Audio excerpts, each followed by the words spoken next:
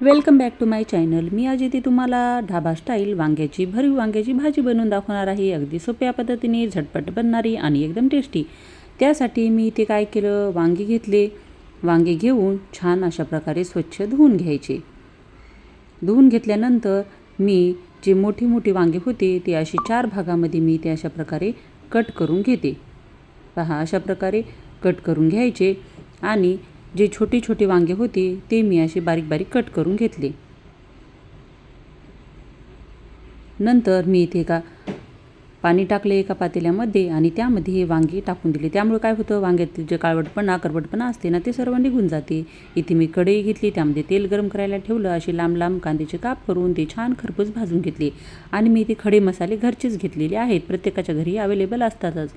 मी इथे धने, दालचिनी, खोबरकीस आणि शेंगदाणे, डाळवं, खसखस, जिरे असं सर्व टाकून मिक्स करून छान बारीक करून घेतलं.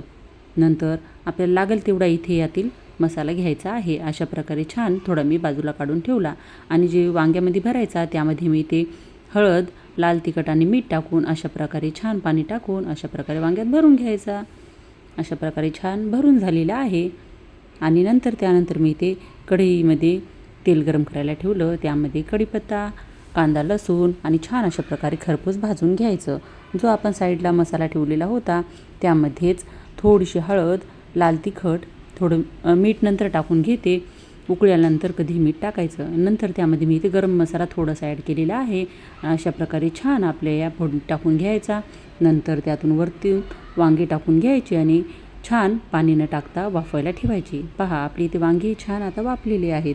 तर त्यामध्ये मी इथे कोमट पाणी ॲड करते. नंतर वरतून मीठ टाकून घेते.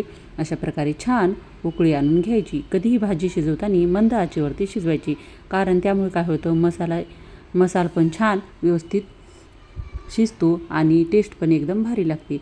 पहा, इथे मी नंतर वरतून कोथिंबीर ॲड करते.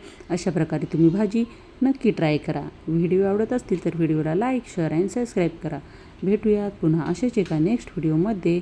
तोपर्यंत बाय.